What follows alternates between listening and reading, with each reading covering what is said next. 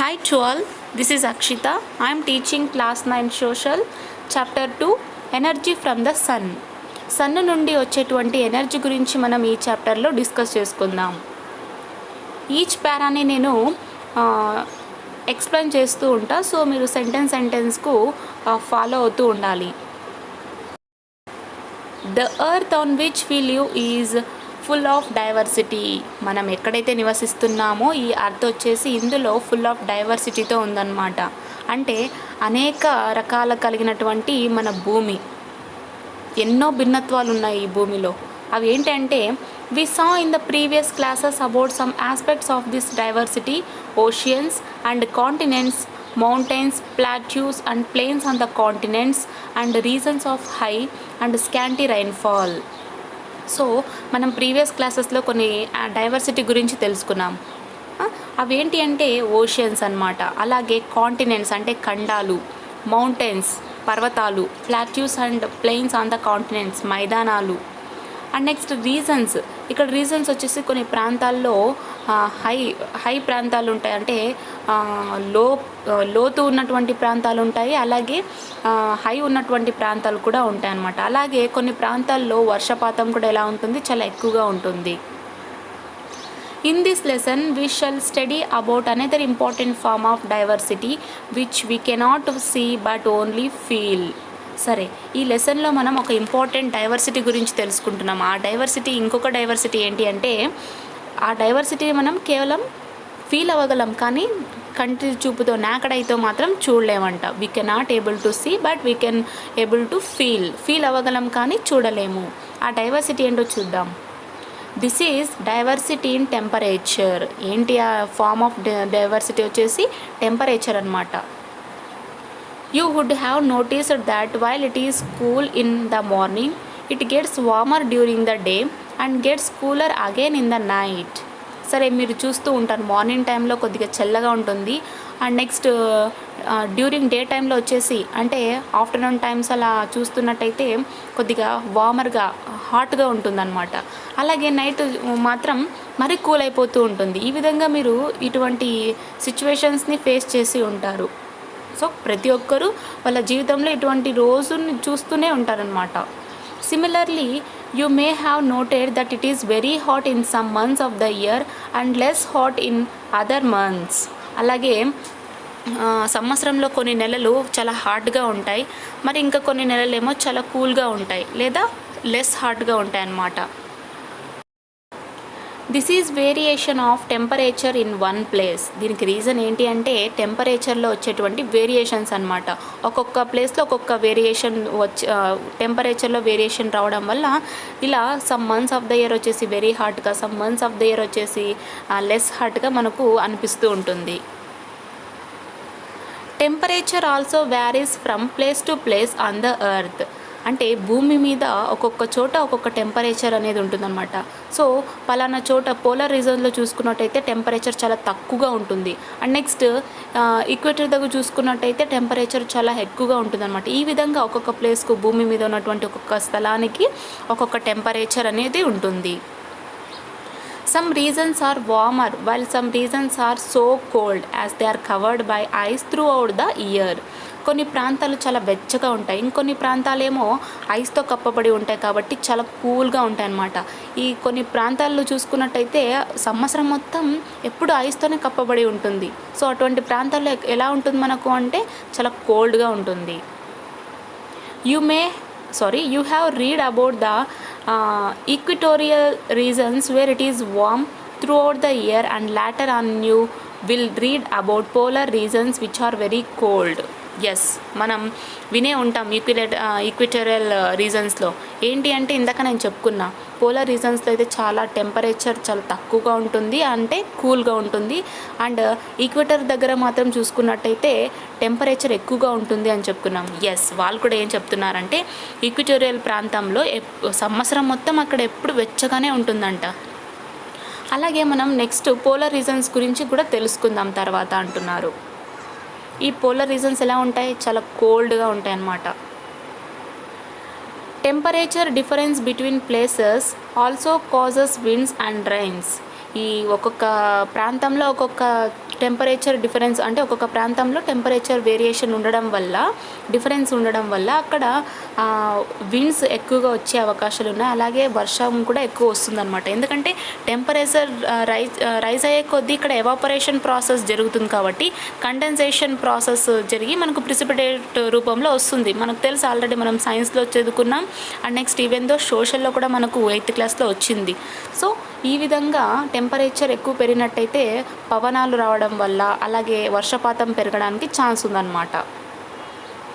The amount of rain received at a place is to some extent determined by temperature differences between places.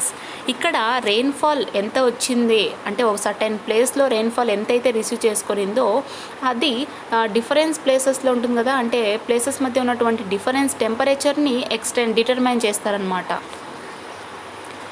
Temperature and rainfall affect life in very critical ways. ఇక్కడ temperature అలాగే rainfall వచ్చేసి మన జీవితాల్లో చాలా critical వేస్కు affect దారి తీసేటువంటి chances ఉన్నాయన్నమాట. Plants and animals depend upon heat and water.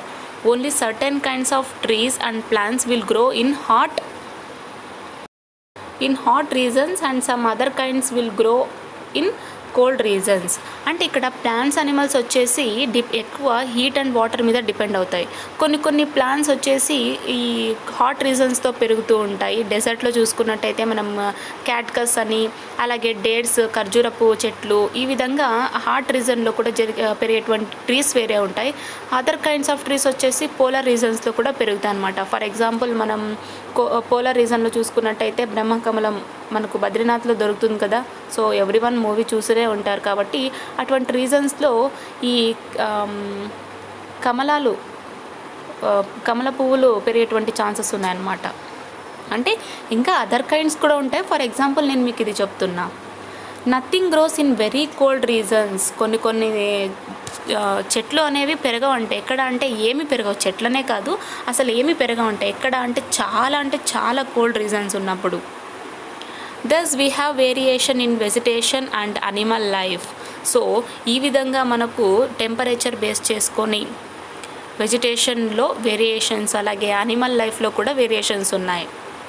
In this chapter we will study about variation in temperature in different parts of the world. సరే, ఈ చాప్టర్లో మనం ఇంకా ఏం తెలుసుకోబోతున్నామంటే ప్రపంచంలో డిఫరెంట్ పార్ట్స్ ఉంటాయి కదా, అంటే ప్రపంచంలో నలుమూలలో ఉన్నటువంటి టెంపరేచర్ యొక్క వేరియేషన్ గురించి మనం తెలుసుకుంటున్నాం. Have you been to places that have different climate than where you live? Describe it in the class. So మీరు నివసిస్తున్నటువంటి ప్రాంతం కాకుండా మీరు నివసించేటువంటి ప్రాంతానికి భిన్నంగా ఉన్నటువంటి ప్రాంతాలని మీరు ఏమైనా చూసింటే మీ క్లాస్లో చెప్పమంటున్నారు. ఫర్ ఎగ్జాంపుల్ మనం ఇప్పుడు అనంతపూర్ డిస్టిక్ గురించి మాట్లాడుతున్నాం. ఇక్కడ మనకు వెదర్ ఎలా ఉంటుందంటే రెగ్యులర్గానే నార్మల్ ఉంటుంది. ఇంకా నిజంగా సమ్మర్తో పోల్చుకుని చూస్తే అనంతపూర్ డిస్టిక్లో వచ్చేసి సమ్మర్ అనేది తట్టుకోలేమన్నమాట. సమ్మర్ ఎలా ఉంటుందంటే అలా వణికిస్తూ ఉంటుంది. అంటే చలికాలం కాదు సమ్మర్ని తట్టుకోలేమన్నమాట మన అనంతపూర్ డిస్టిక్లో. సో మనం ఊటీని కంపేర్ చేసుకున్నట్టయితే అక్కడ చల్లగా ఉంటుంది. సమ్మర్ వచ్చేసి ఊటీని ట్రిప్ చేసుకున్నట్టయితే చాలా బాగుంటుంది అన్నమాట. You know that the sun is the source of heat on the earth. Yes, మన భూమి మీద మెయిన్ హీట్ యొక్క సోర్స్ ఏంటి అంటే సన్ అన్నమాట. మేజర్ సోర్స్ వచ్చేసి sun. But why do you think the heat varies from morning to night or from season to season and from place to place? Yes, మన భూమికి మేజర్ సోర్స్ వచ్చేసి sun అని చెప్పుకుంటున్నాం. Major source heat source ఏంటి అంటే sun. So ఎందుకు మనకు morning నైట్కు ఒక హీట్ డిఫరెన్సెస్ ఉంటాయి, అలాగే కొన్ని సీజన్ సమ్మర్కి వింటర్కు ఇలా రెయినీ సీజన్కు డిఫరెన్స్ ఎలా ఉంటుంది, అలాగే కొన్ని ప్రాంతాల్లో ఎందుకు అంటే అర్త్ మొత్తానికి హీట్ మేజర్ సోర్స్ వచ్చేసి సన్ అంటున్నాం, కానీ ఎందుకు పోలార్ రీజన్లో చూసుకున్నట్టయితే చాలా వెరీ కోల్డ్గా అండ్ నెక్స్ట్ ఈక్వేటర్లో చూసుకున్నట్టయితే వార్మర్గా ఉంటుంది అని మనల్ని అడుగుతున్నారు. We're listing some variations here. ఇందాకనే మనం కొన్ని చెప్పుకున్నాం కదా variations. Yes, try to think a reason for it and discuss in the class before you proceed to read this chapter. So ఈ చాప్టర్ చదవడానికన్నా ముందు ఈ వేరియేషన్స్కు ఏం కారణాలు అయి ఉంటాయో క్లాస్లో డిస్కస్ చేసుకోమని చెప్తున్నారు. సరే, ఫర్ ఎగ్జాంపుల్ మనం ఈక్వేటర్ తీసుకున్నట్టయితే మన అర్త్ వచ్చేసి సన్ చుట్టూ సర్టెన్ ఆర్బిట్లో తిరుగుతూ ఉంటుంది. ఇక్కడ సన్ రేస్ డైరెక్ట్గా ఈక్వేటర్ మీద ఎక్కువ ప్రభావం చూపిస్తుంది అనమాట. అంటే డైరెక్ట్గా సన్ రేస్ పడడం జరుగుతుంది. సో ఇక్కడ పోలార్ రీజన్స్కి వచ్చేసరికి ఆ రేస్ యొక్క డిస్టెన్స్ పెరగడం వల్ల ఇక్కడ ఈక్వేటర్లో వార్మర్ అంటే వెచ్చదనం ఎక్కువగా ఉంటుందన్నమాట. ఈ విధంగా మనకు తెలిసినటువంటి ఈ మీ వేలో స్టూడెంట్స్ వే ఆఫ్ ఆన్సరింగ్ ఇలా ఉంటుంది. సో ఇంకా ఎలా ఉంటాయో మనం చూద్దాం reasons. Cool in the early morning and warmer in the afternoon. So morning టైంలో చాలా కూల్గా ఉంటుంది. ఆఫ్టర్నూన్ అయ్యేలోపు ఆ సన్ యొక్క ప్రభావం ఎలా ఉంటుంది, చాలా ఎక్కువగా చూపిస్తూ ఉంటుందన్నమాట. Warmer in summer and cool in winter. సమ్మర్లో ఎక్కువగా హాట్గా ఉంటుంది, వామ్గా వెచ్చగా ఉంటుంది. వింటర్లో కూల్గా ఉంటుంది. Cool on hill tops and warm in the plains. మైదానాల్లో మనకు వెచ్చగా ఉంటుంది, కానీ కొండ ప్రాంతాలకు వెళ్ళినట్టయితే అక్కడ కూల్ ఉంటుంది అంటున్నారు. సో ఏమైంటుంది రీజన్? ఇక్కడ వచ్చేసి 2 రీజన్స్ చెప్పుకోవచ్చు మనం. టెంపరేచర్ అనేది హై పోయే కొద్దీ టెంపరేచర్ తగ్గుతుంది. సో ఇక్కడ ప్రెషర్ అనేది ఎక్కువ అవుతుంది అనమాట. Warm in equatorial region and cold in polar region. Yes, ఇందాకనే మనం చెప్పుకున్నాం కదా, ఇవన్నీ బేస్ చేసుకొని దీనికి సర్టెన్ కారణాలు ఏమన్నా ఉన్నాయా అని అడుగుతున్నారు. సో మనం లెసన్లోకి వెళ్ళిపోయినట్టయితే ఇంకా డెప్త్గా తెలుసుకోవచ్చు. Solar energy and sun rays. Solar నుంచి వచ్చేటువంటి ఎనర్జీ అలాగే సన్ నుంచి వచ్చేటువంటి రేస్ గురించి మనం తెలుసుకోబోతున్నాం. That is solar energy and sun rays. The sun is the principal source of energy on the earth surface. ఇందాకనే మనం చెప్పుకున్నాం, మన ఎర్త్ సర్ఫేస్కు మేజర్ సోర్స్ అయినటువంటి ఎనర్జీ సోర్స్ అయినటువంటిది ఏంటి అంటే సన్ అన్నమాట. It is like a power house which generates and gives out energy in the form of light and heat. అంటే ఇక్కడ సన్ వచ్చేసి ఒక పవర్ హౌస్ అన్నమాట. అంటే ఇది మనకు ఎనర్జీని ఏ ఫామ్లో ఇస్తుందంటే ఒకటి లైట్ ఫామ్లో ఇస్తుంది, అలాగే హీట్ ఫామ్లో ఇస్తుంది. ఎస్, నిజమే కదా. మనకు సన్ ఆటోమేటిక్గా సన్ ఉదయించాడు అంటే మనకు వెలుతురు వస్తుంది, అంటే పగలైందని చెప్పుకుంటాం. సన్ ఎనర్జీ నుంచి మనకు 2 టైప్స్ వస్తున్నాయి. ఏంటి అంటే ఒకటి లైట్ వస్తుంది, అలాగే సన్ మనకు చలి వేసినప్పుడు సన్ రేస్కి ఎదురుగా నించుకున్నట్టయితే వెచ్చగా అనిపిస్తుంటుంది. సో దట్ మీన్స్ హీట్ కూడా వస్తుంది అనమాట. సో ఎనర్జీ మనకు ఏ ఫామ్లో ఉంది? లైట్ అండ్ హీట్ ఫామ్లో ఉంది. This energy constantly emitted by the sun is known as solar radiation. అంటే ఇక్కడ ఈ ఎనర్జీ వస్తుంది కదా, సన్ ద్వారా ఎమిట్ అవుతుంది కాబట్టి దీన్ని మనం సోలార్ రేడియేషన్ అని అంటాం. When a body gives out energy it is called radiation. A body అయితే ఎనర్జీని బయటికి ఇస్తూ ఉంటుందో అటువంటి దాన్ని మనం రేడియేషన్ అని అంటాం. The energy produced by the sun comes to us in the form of sun rays. ఇక్కడ సన్ నుంచి వచ్చేటువంటి ఎనర్జీ ప్రొడ్యూస్ అవుతుంది కదా, అది మనకు సన్ రేస్ ఫామ్లో వస్తుందన్నమాట. మనకు చేరుకునే లోపల అది సన్ రేస్గా చేరుకుంటుంది. Some aspects of this energy we can see and feel like light and heat. So ఇక్కడ సన్ నుంచి వచ్చేటువంటి ఎనర్జీని మనం చూస్తున్నాము, అలాగే ఫీల్ అవుతున్నాము. లైట్ని చూస్తున్నాము, అలాగే మనకు హీట్ వస్తుంది కదా, ఫీల్ అవుతున్నాము. సో ఇవి 2 జరుగుతున్నాయి. అది ఎలా అంటే లైట్ అండ్ హీట్ వస్తున్నాయి కాబట్టి. However, we also receive many other forms of energy like UV rays, radio waves, X-rays from the sun which we can neither feel nor see. So అలాగే మనకు సన్ నుంచి అదర్ ఫార్మ్స్ ఆఫ్ ఎనర్జీస్ కూడా వస్తున్నాయి. ఆ energies ఏంటి అంటే UV rays, ultra violet rays అనమాట. Very powerful race ఇవన్నీ.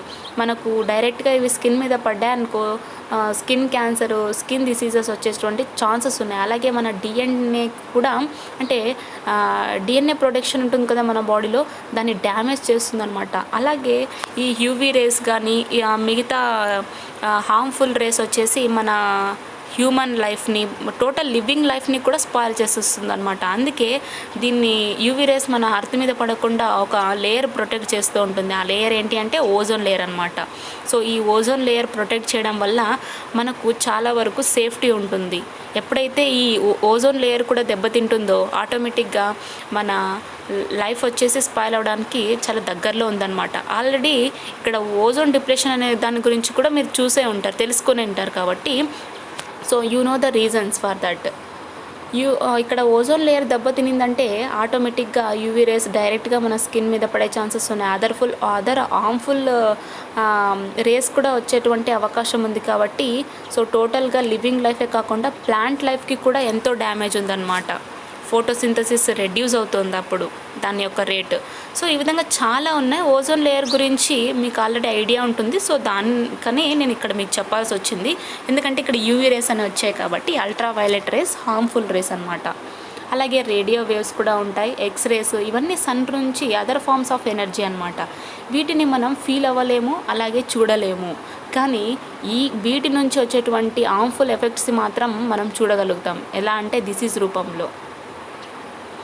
The energy radiated by the sun is more or less constant with very little variation throughout the year and year after year. So ఇక్కడ sun ద్వారా వచ్చేటువంటి energy radiate అవుతూ ఉంటుంది కదా, కొన్నిసార్లు ఎక్కువగా ఉంటుంది, కొన్నిసార్లు తక్కువ ఉంటుంది అనమాట. అంటే ఒక సంవత్సరం తర్వాత ఇలా వేరియేషన్ చూపిస్తూ ఉంటుంది. Then what causes the change in temperature on the earth? ఇక్కడ భూమి మీద జరిగేటువంటి టెంపరేచర్ చేంజెస్లో ఏం జరుగుతుంది, దీనికి కారణం ఏమై ఉంటుంది అని అడుగుతున్నారు. చూద్దాం. The solar radiation received on the surface of the earth is called insolation. ఇక్కడ మన భూమి యొక్క సర్ఫేస్ ఉంటుంది కదా, సో అది రిసీవ్ చేసుకుంటుంది. దేన్ని రిసీవ్ చేసుకుంటుంది? సోలార్ రేడియేషన్ రిసీవ్ చేసుకుంటుంది అనమాట. దీన్నే మనం ఇన్సోలేషన్ అని అంటాం. Which means the solar radiation received on the earth surface is called insolation. The actual amount of solar energy received on the ground level is only a small portion. ఇక్కడ solar energy యొక్క అంటే ground level మీద receive చేసుకున్నటువంటి solar energy యొక్క amount ఎంత అంటే only a small portion of what reaches the earth atmosphere. ఎంతైతే అట్మాస్ఫియర్లోకి వరకు రీచ్ అవుతుందో అంత మాత్రమే ఇక్కడ అమౌంట్ ఆఫ్ ఎనర్జీ అనేది తీసుకుంటుంది అనమాట, ఇక్కడ గ్రౌండ్ లెవెల్లో. This is because about 1/3 of the solar energy is reflected back like a mirror reflecting light by the earth atmosphere. So ఇక్కడ అందుకే 1/3 ఉంటుంది కదా, 1/3 సోలార్ ఎనర్జీ అనేది బ్యాక్కి రిఫ్లెక్ట్ అవుతుంది. అంటే ఎలా అయితే మిర్రర్ లైట్ని రిఫ్లెక్ట్ చేస్తుందో అలాగా ఇక్కడ సోలార్ ఎనర్జీ కూడా 1/3లో రిఫ్లెక్ట్ అవుతుంది బ్యాక్కు. ఎక్కడి నుంచి?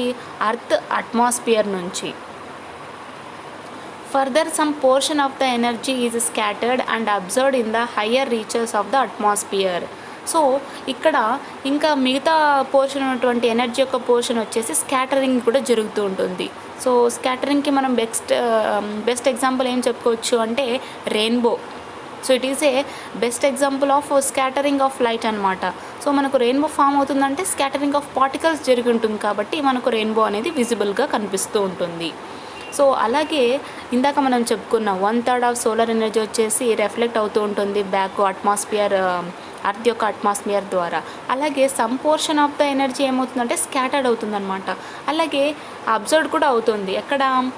హయ్యర్ అట్మాస్ఫియర్ రీచ్ వరకు అవుతుందన్నమాట. అంటే హయ్యర్ అట్మాస్ఫియర్ వరకు రీచ్ అవుతుంది. In fact, some of the harmful rays of sun like the UV rays don't reach the ground and this has made life possible on the earth. Yes, ఇందాక మనం చెప్పుకున్నాం కదా UV rays గురించి. ఇవి sun నుంచి వచ్చేటువంటి చాలా హార్మ్ఫుల్ రేస్ అనమాట. ఏవి? UV rays. ఇవి మన గ్రౌండ్కు రీచ్ కావు. ఎందుకంటే ఓజోన్ లేయర్ అడ్డంగా ఉంది అని చెప్పుకున్నాం కదా. ఎస్, దానివల్ల ఇవి మన గ్రౌండ్కు రీచ్ కావు. కాబట్టి మన లైఫ్ ఎలా ఉంది? చాలా పాసిబుల్గా అండ్ నెక్స్ట్ సెక్యూర్గా ఉందన్నమాట. Some amount of solar rays are also absorbed or reflected away by clouds and smoke or dust in the atmosphere. ఇక్కడ సోలార్ రేస్లో కొన్ని అబ్జర్వ్ అవుతాయి, కొన్ని రేస్ రిఫ్లెక్ట్ అవుతాయి అన్నమాట. ఎలా అంటే క్లౌడ్స్ మేఘాల ద్వారా కావచ్చు, లేదా అట్మాస్ఫియర్లో ఉన్నటువంటి స్మోక్ అండ్ డస్ట్ ద్వారా కూడా ఇవి రిఫ్లెక్ట్ లేదా అబ్జర్వ్ కూడా అయ్యే ఛాన్సెస్ ఉన్నాయి. You would have noticed that on cloudy days it does not get very hot. మనం మబ్బులు పట్టిన రోజులు చూసుకున్నట్టయితే సో చాలా హాట్గా ఉండేటువంటి ఛాన్సెస్ అయితే చాలా తక్కువ, కానీ హ్యూమిడిటీ ఎక్కువగా ఉంటుంది. హాట్ ఏమీ ఉండదు కానీ హ్యూమిడిటీ ఎక్కువగా ఉంటుందన్నమాట. Can you point out the difference between insolation and radiation? So ఇక్కడ ఇన్సోలేషన్కు రేడియేషన్కు డిఫరెన్స్ అడుగుతున్నారు. ఇన్సోలేషన్ అంటే మనం ఇందాక ఏం చెప్పుకున్నాం? ఇన్సోలేషన్ వచ్చేసి మనం ఏం చెప్పుకున్నాం, ఇక్కడ ఈ అర్త్ సర్ఫేస్ ఉంటుంది కదా, ఈ earth surface some radiation energy radiation receive చేసుకుంటుంది. అంటే అర్త్ సర్ఫేస్ వచ్చేసి ఎనర్జీ రేడియేషన్ రిసీవ్ చేసుకుంటుంది. దీన్నే మనం ఇన్సోలేషన్ అంటాం. రేడియేషన్ అంటే ఏం చెప్పుకున్నాం, ఏదైతే బాడీ ఎనర్జీని గివ్స్ అవుట్ ఇస్తుందో సో దాన్ని రేడియేషన్ అని చెప్పుకున్నాం. So which means the body gives out energy is called radiation, and the energy radiation received by the earth surface is called insolation. What will happen if the atmosphere gets more polluted with smoke and dust? ఏం అడుగుతున్నారు, ఒకవేళ మన చుట్టూ ఉన్నటువంటి atmosphere pollute అయిపోయిందనుకో, ఎలాగా, smoke and dust ద్వారా pollute అయిపోయిందంటే ఏం జరుగుతుంది? So it leads to respiratory problems. ఎందుకంటే మనం అట్మాస్ఫియర్లో ఉన్నటువంటి హెయిర్ని బ్రీత్ చేస్తూ ఉంటాం. సో ఇక్కడ అట్మాస్ఫియర్లో మొత్తం పొల్యూట్ అయినటువంటి స్మోక్ అండ్ డస్ట్ పార్టికల్స్ ఉంటాయి కాబట్టి ఇవి మనకు రెస్పిరేటరీ సిస్టమ్కు డ్యామేజ్ అనమాట. అలాగే మన లైఫ్ని లీడ్ చేయాలన్నా కూడా కష్టం. అండ్ నెక్స్ట్ టాపిక్ వచ్చేసి sun's rays and earth surface. Even the rays that reach the ground do not heat the earth సర్ఫేస్ యూనిఫామ్లీ. ఏమంటున్నారంటే మనకు సన్ రేస్ వస్తుంటాయి కదా, ఇవి మన గ్రౌండ్ లెవెల్కు రీచ్ అయినప్పటికీ కూడా హాట్గా అనిపించవంట. అంటే యూనిఫామ్గా హాట్గా అనిపించవంటున్నారు. This is because of the curved nature of the earth surface. దీనికి రీజన్ ఏంటి అంటే అర్త్ సర్ఫేస్ యొక్క కర్వ్డ్ నేచర్ ఉండడం ద్వారా అర్త్ సర్ఫేస్ యూనిఫామ్గా హీట్ని రిసీవ్ చేసుకోదు అంటున్నారు. Compare the 2 pictures given here to understand this. ఇక్కడ మనకు 2 పిక్చర్స్ ఇచ్చారంట, వాటిని చూద్దాం. So this is the picture 2.2 insolation and terrestrial radiation. So మనకు ఈ పీడిఎఫ్లో పిక్చర్ క్లారిటీ లేదు, కానీ మీ టెక్స్ట్ బుక్లో మీరు దీన్ని కంపేర్ చేసుకోండి. Sorry for this inconvenience.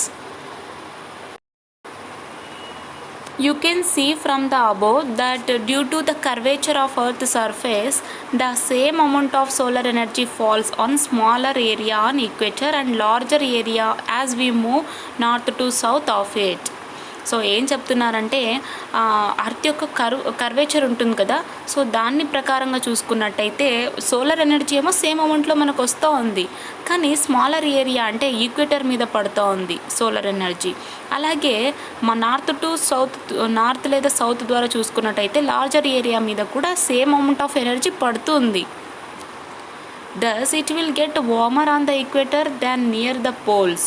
So ఇక్కడ స్మాలర్ ఏరియా ఉంటుంది కదా, ఈక్వేటర్ మీద ఉన్నటువంటి స్మాలర్ ఏరియా మీద ఈ amount of solar energy same పడుతుంది. అలాగే లార్జర్ ఏరియాస్ మీద కూడా సేమ్ ఎనర్జీ పడుతుంది. కానీ ఇక్కడ కర్వేచర్ ఉండడం వల్ల, సో కర్వేచర్ ఉండడం వల్ల, అర్త్ సర్ఫేస్ యొక్క కర్వేచర్ ఉండడం వల్ల సన్ రేస్ అనేవి ఈక్వేటర్ మీద ఎక్కువగా పడుతుందన్నమాట. సో లార్జర్ ఏరియా ఉన్నటువంటి నార్త్ సౌత్ చూసుకున్నట్టయితే ఈక్వల్గా పడినప్పటికీ కూడా రీచ్ అవ్వడానికి కర్వేచర్ రీజన్ వల్ల ఇక్కడ మనకు కూలర్గా వార్మర్గా అనిపిస్తూ ఉంటుంది. That is the reason warmer on the equator than near the poles. You can see that while the sun rays fall at about 90 degrees on the equator, they fall slantingly towards the poles. This is called the angle of incidence or the angle at which the rays fall on the earth surface. So దీనికి ఇంకోటి మనకి ఏం చెప్పుకున్నామంటే ఇక్కడ sun rays అనేవి 90 degreesతో equator మీద పడుతున్నాయి. So which means వార్మర్గా ఉంటుంది. కానీ పోల్స్ దగ్గర చూసుకున్నట్టయితే స్లాంట్ అనేది ఉందన్నమాట. So you know about the slant in trigonometric chapter. So you are a maths student right now. ఒకవేళ మీరు మ్యాథ్స్ స్టూడెంట్ అవ్వకపోయినా కూడా మీకు స్లాంటింగ్లీ వచ్చేటువంటి యాంగిల్ మీకు తెలుసు. సో కాబట్టి ఇక్కడ 90 degrees ఈక్వేటర్ మీద పడుతుంది కాబట్టి వార్మర్గా ఉంటుంది. సో టువర్డ్స్ ద పోల్స్ అంటే నార్త్ సౌత్ చూసుకున్నట్టయితే స్లాంట్ ఫాల్ పడుతుంది కాబట్టి అక్కడ మనకు కూల్ అనిపిస్తుంది. అంటే సన్ రేస్ అనేవి చాలా డిస్టెన్స్ వరకు ప్రయాణిస్తున్నాయి కాబట్టి ఇక్కడ మనకు హీట్ అందే లోపల చాలా లేట్ ప్రాసెస్ జరుగుతుంది. సో ఆ విధంగా మనం చెప్పుకోవచ్చు. ఈ యాంగిల్నే మనం యాంగిల్ ఆఫ్ ఇన్సిడెన్స్ అంటాము, లేదా angle at which the rays fall on the earth surface. See the chart below to understand what difference the angle of incidence makes for the amount of energy received on the surface. సరే, ఇక్కడ మనకు ఒక చిన్న chart ఇచ్చారంట. ఆ చార్ట్లో angle of incidence difference చూపించారు. So ఈ యాంగిల్ ఆఫ్ ఇన్సిడెన్స్ డిఫరెన్స్ వల్ల మనకు ఎనర్జీ అమౌంట్ ఆఫ్ ఎనర్జీని మన అర్త్ సర్ఫేస్ ఎంతైతే రిసీవ్ చేసుకుంటుందో దానికి రీజన్ అన్నమాట. సో చార్ట్ని చూద్దాం ఇప్పుడు. Yes, if the insolation received at the equator in 100 units, then ఇక్కడ మనకి ఇచ్చారు 45 degrees ఉన్నప్పుడు జపాన్ అంటే నదరన్ హెమిస్పియర్లో చూసుకుంటున్నట్టయితే జపాన్లో 75 యూనిట్స్ని రిసీవ్ చేసుకుంటుందంట. అండ్ నెక్స్ట్ అట్ 66 డిగ్రీస్తో చూసుకున్నట్టయితే పోలర్ సర్కిల్ అనమాట, ఇది 50 యూనిట్స్ని రిసీవ్ చేసుకుంటుంది. ఎంత తక్కువ చూడండి. అండ్ నెక్స్ట్ అంటే 90 degrees north and south poles 40 యూనిట్స్ని రిసీవ్ చేసుకుంటుంది. సో ఈ విధంగా ఈ చార్ట్ బేస్ చేసుకొని మన అర్త్ సర్ఫేస్ ఎంతైతే అమౌంట్ ఆఫ్ ఎనర్జీని రిసీవ్ చేసుకుంటుందో ఇక్కడ యాంగిల్ ఆఫ్ ఇన్సిడెన్స్ని బేస్ చేసుకొని అమౌంట్ ఆఫ్ ఎనర్జీ రిసీవ్ చేసుకుంటుంది అర్త్ సర్ఫేస్. సో ఇక్కడ మనకు పిక్చర్ ఇచ్చారు చూడండి. సో ఇక్కడ సన్ ఉందనుకోండి, సన్ రేస్ మనకు ఈ విధంగా ఫస్ట్ ఇక్కడ స్ట్రైట్గా పడుతున్నాయి. ఇది ఈక్వేటర్ అనమాట, మన అర్త్ సర్ఫేస్ యొక్క ఈక్వేటర్. ఇక్కడ నార్త్ పోల్ చూసుకున్నట్టయితే, నార్త్ లేదా సౌత్ పోల్ చూసుకున్నట్టయితే డిస్టెన్స్ చాలా లాంగ్గా ఉంది. ఇక్కడ డిస్టెన్స్ వచ్చి చాలా షార్ట్గా ఉందన్నమాట. ఈ విధంగా మనకు సన్ రేస్ ఇలా పడడం వల్ల ఈ ఈక్వేటర్లో వచ్చేసి చాలా వార్మర్గా, ఇక్కడ పోలర్ రీజన్స్లో వచ్చేసి కోల్డ్గా అనిపిస్తూ ఉంటుంది. Because the rays to travel long distance and next here short distance, that is the reason for the variation of heat on the earth surface. యాక్చువల్గా ఇక్కడ క్వశ్చన్స్ ఇచ్చారు, నేను స్కిప్ చేస్తున్నాను.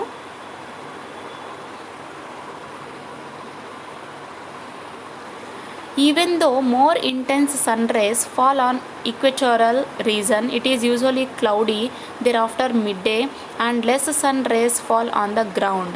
Hence, equatorial regions are not as warm as the regions immediately north or south of them. ఇక్కడ ఏం చెప్తున్నారంటే మనకు ఎక్కువ సన్ రేస్ ఈక్వటోరియల్ ప్రాంతాల్లో పడినప్పటికి కూడా మిడ్ డే తర్వాత చాలా క్లౌడీగా ఉంటుందంట.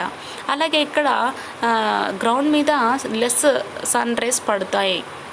అండ్ నెక్స్ట్ ఈక్వటోరియల్ రీజన్ చూసుకున్నట్టయితే వామర్ అయితే అంత ఎక్కువగా ఉండవంట. సో నార్త్ సౌత్తో చూసుకున్నట్టయితే ఇక్కడ మీకు క్వశ్చన్స్ స్కిప్ చేశాను అన్నాను కదా. Okay, I will continue. Where will the rays fall more slanting in Japan or North Pole? సరే, ఇక్కడ మనకేమి ఇచ్చారంటే జపాన్కు నార్త్ పోల్కు రీజన్స్ అడుగుతున్నారు. అంటే ఎక్కడైతే రేస్ స్లాంట్గా పడే ఛాన్సెస్ ఉన్నాయి. సో ఆఫ్ కోర్స్ ఇక్కడ మనకు పోల్స్ దగ్గర చూసుకున్నట్టయితే స్లాంట్గా అనిపిస్తుంది. And next where will sun's rays fall more intensively in Andhra Pradesh or Rajasthan. మనకు సన్ రేస్ అనేవి ఎక్కువగా ఎక్కడ పడతాయి, రాజస్థాన్లోనా ఆంధ్రప్రదేశ్లోనా? ఆఫ్ కోర్స్ రాజస్థాన్ అనే చెప్తాం. Because it is a desert area, desert region అనమాట. If the earth were flat and not curved then which will get more heat, Japan or equator or both equally.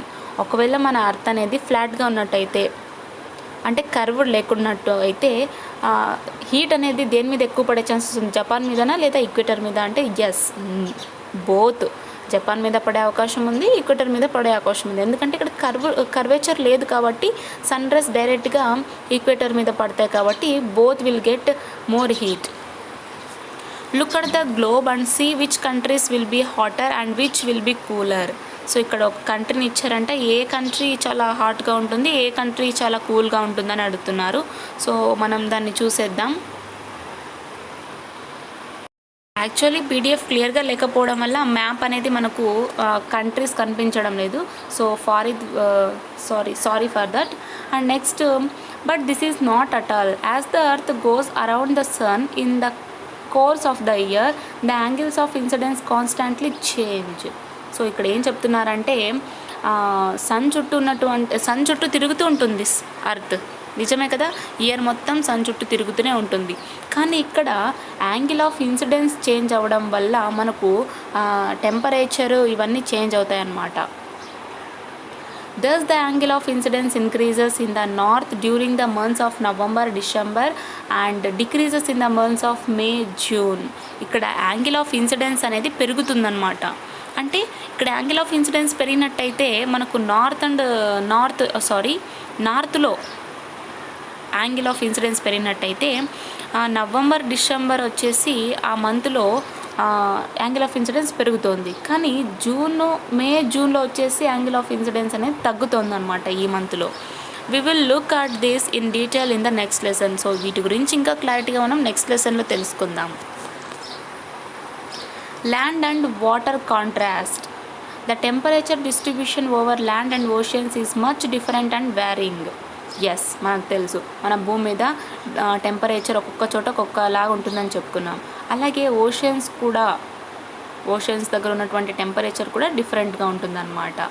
So this will be very clear if you measured temperature of places over continents and oceans. So మీకు ఇప్పుడు clear అవుతుంది కదా, కొన్ని చోట్ల కొన్ని changes ఉంటాయి టెంపరేచర్లో. కాబట్టి మనం ఓషన్స్లో అలాగే కాంటినెంట్స్లో చూసుకున్నట్టయితే టెంపరేచర్ని రికార్డ్ చేసేటువంటి ఐడియా మనకు క్లియర్గా అర్థమవుతుంది. Land is considered as good conductor of heat whereas water bodies are different. Land దగ్గర ఎక్కువగా టెంపరేచర్ని మనం హీట్ని మెజర్ చేయొచ్చు, టెంపరేచర్ అన్న హీట్ని మెజర్ చేయొచ్చు అనమాట. సో ఇక్కడ ఎందుకు అంటే ల్యాండ్ వచ్చేసి గుడ్ కండక్టర్ ఆఫ్ హీట్, అంటే ఇది హీట్ని బాగా రిసీవ్ చేసుకున్నటువంటి ఒక మంచి కండక్టర్ అనమాట. హీట్ని పాస్ చేసేటువంటి కెపాసిటీ కూడా ఉంది. సో వెరాజ్ వాటర్తో పోల్చుకున్నట్టయితే అలా కాదు, different. While land gets heated and cooled quickly, oceans will take time to heat and cool. కాబట్టి ఇక్కడ భూమి అనేది తొందరగా హీట్ అయిపోతుంది, అలాగే కూల్ అవ్వడానికి కూడా తొందరగా కూల్ అవుతుంది అనమాట. కానీ ఓషన్స్లో చూసుకున్నట్టయితే కూల్ అవ్వాలన్నా హీట్ అవ్వాలన్నా కాస్త సమయం పడుతుంది. Can you tell why there is difference in heating of land and water? So ఇక్కడ ఎందుకు హీటింగ్ ఆఫ్ ల్యాండ్ అండ్ వాటర్కు డిఫరెన్స్ ఉంది అంటే, ఇందాక మనం చెప్పుకున్నాం land is a good conductor of heat అని చెప్పుకున్నాం. కాబట్టి ఇక్కడ డిఫరెన్స్ ఖచ్చితంగా ఉంటుంది, కానీ వాటర్ మనకు అలా కాదు. In the map 22 the reasons marked in the brown receive maximum heat while the reasons shaded with blue get the least. ఇక్కడ మనకు ఒక మ్యాప్ ఇచ్చారంట, దాంట్లో బ్రౌన్గా మార్క్ చేసినటువంటి రీజన్స్ మొత్తం మ్యాక్సిమం హీట్ని రిసీవ్ చేసుకుంటాయి. ఇంకా రీజన్స్ అన్ని బ్లూతో షేడ్ చేసుకున్నటువంటి రీజన్స్ మొత్తం లీస్ట్ అమౌంట్ ఆఫ్ హీట్ని రిసీవ్ చేసుకుంటాయంట. ఆ మ్యాప్ ఏంటో కదండి, ఇదే ఇచ్చారు మ్యాప్ వచ్చేసి. సో ఇది మనకు రివర్స్లో ఉంది కాబట్టి ల్యాండ్స్కోప్లో చూపించలేకపోతున్నా. సో ఇక్కడ బ్రౌన్ కలర్లో ఉండేదంతా మనకు మ్యాక్సిమం హీట్ని రిసీవ్ చేసుకుంటాయి, ఇంకా బ్లూ కలర్లో ఉండేదంతా మనకు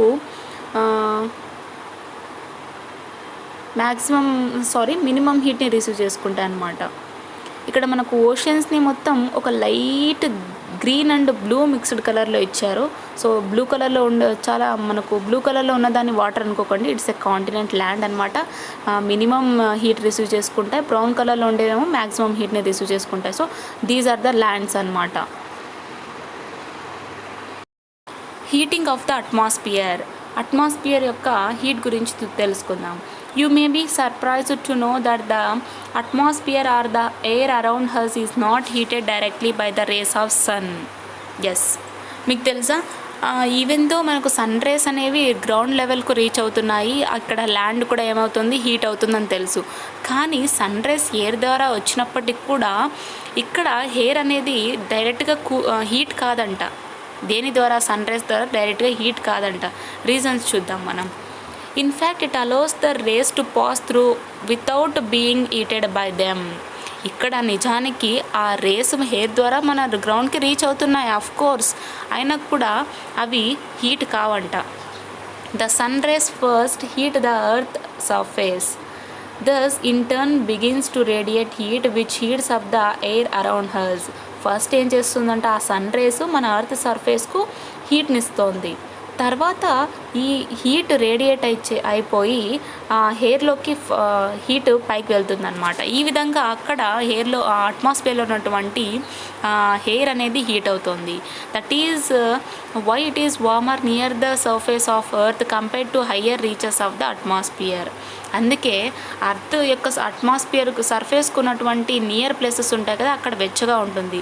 కానీ అర్త్ సర్ఫేస్కు చాలా హైగా ఉన్నటువంటి ప్లేసెస్లో చూసుకున్నట్టయితే అక్కడ వార్మర్ చాలా తక్కువ ఉంటుంది. దీనికి రీజన్ మీకు అర్థమైపోయిందా? ఇప్పుడు ఎందుకు మౌంటైన్స్కి పైకి వెళ్ళే కొద్దీ మనకు చాలా చల్లగా ఎందుకు ఉంటుందో, ఎందుకంటే అర్త్ సర్ఫేస్ నుంచి పైకి వెళ్ళే కొద్దీ టెంపరేచర్ ఏమైపోతుంది అప్పుడు అంటే హీట్ అక్కడి వరకు వెళ్ళదు. అర్త్ సర్ఫేస్కు దగ్గరగా ఉన్నటువంటి ప్రాంతాలకి మాత్రమే వార్మర్గా ఉంటుందని మీకు క్లారిటీ అయింది కదా. ఎస్, సో మనం కంటిన్యూషన్ని తర్వాత చేద్దాం. నెక్స్ట్ మనం హీట్ బ్యాలెన్స్ గురించి తెలుసుకుంటున్నాం. So stay tune, bye.